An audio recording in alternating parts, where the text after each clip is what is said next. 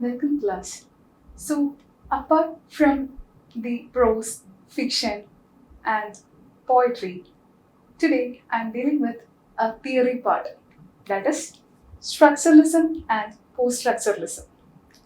Have you all heard about structuralism and poststructuralism? So today we will deal it in detail.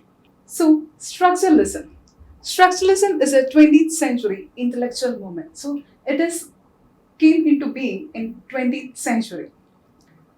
Structuralism have its origin from the work of the linguistic Ferdinand de Saussure. So the structuralism work was termed from the work of Ferdinand de Saussure. It believes all human activities and its products are constructed, not natural. So this structuralism is not created by natural words, but it is a product of unnatural. It is closely related to semiotics, means the structuralism is connected with semiotics. That is, semiotics means the study of signs, symbols and communication in language. So these semiotic and structuralism are both connected. The main four ideas of structuralism are: every system has a structure. Basically, the structuralists focus on the structure of the text. For example, in the case of a text, the analysis is based on the structure that is to be made. So the focus should be given to the structure of the text. The structure determines the position of which element as a whole. So apart from focusing towards the parts of a text is detailed in whole. So it is analyzed as a whole part. Deal with coexistence rather than changes.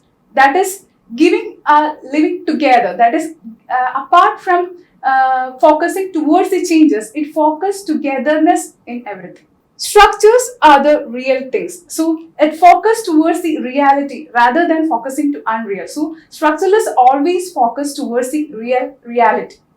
So the basic analysis that had done by the structuralists in a movie, Titanic. I think you all know about the movie Titanic.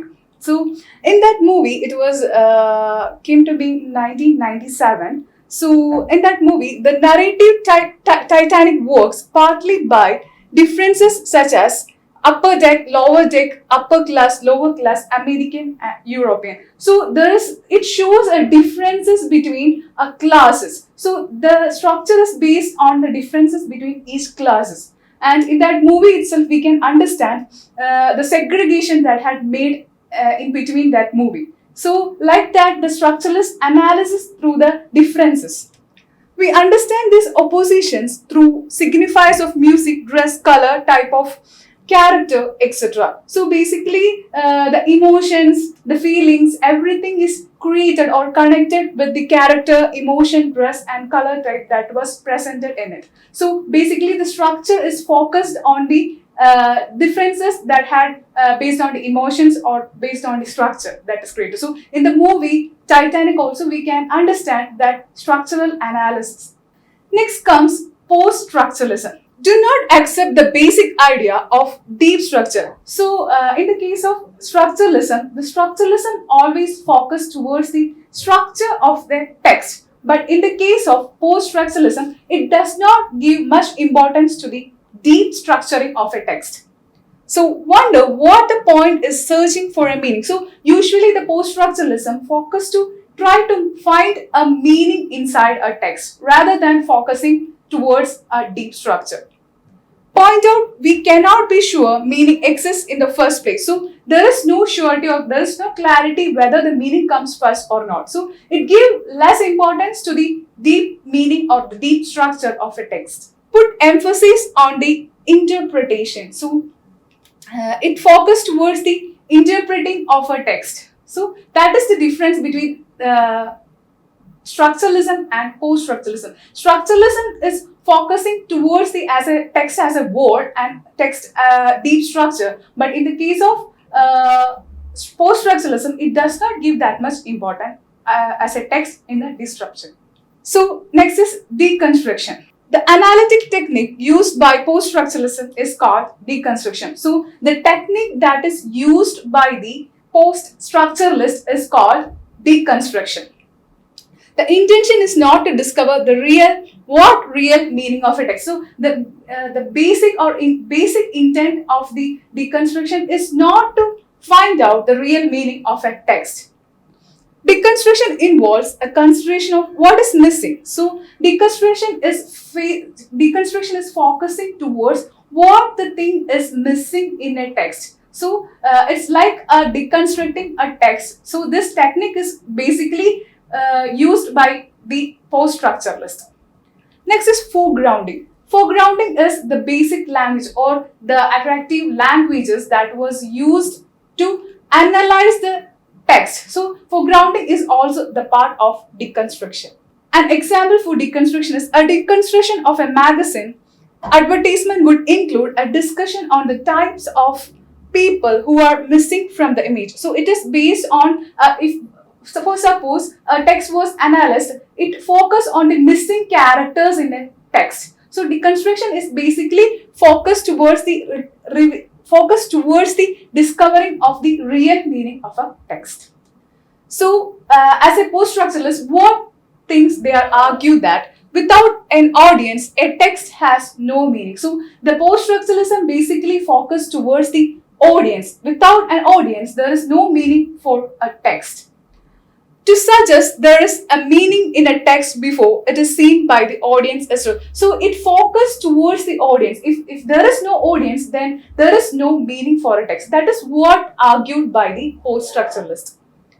The text has the meaning that the audience chooses to give. So the audience is the one who give the right meaning towards the text. So the poststructuralism give importance towards the audience or the readers. This places the audience's very powerful position. They are no longer passive receivers of meaning, has the meaning determined by a producer. So rather than a producer mean a text, the audience or the reader give the meaning to the text. So the structuralism focus towards the reader or the audience. So let's recap. That is the difference between structuralism and poststructuralism. In the case of structuralism, the structuralism focus towards the deep structure that are universal to all cultures. So in the case of an analysis of a text, the structuralism always focus towards the deep structure of a text. But in the case of poststructuralism, meaning in a text is uncertain and unreliable. So the meaning is not at all reliable in the case of poststructuralism.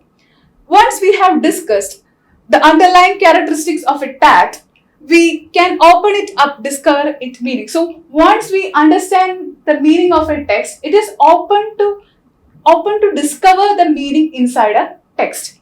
In the case of poststructuralism, text should not be analyzed through deconstruction. Look at what is missing or omitted. So through the technique used by deconstruction, the poststructuralist analyst what used to do is to find out the omitted words inside a text. So that is why this poststructuralists use the analytic technique deconstruction.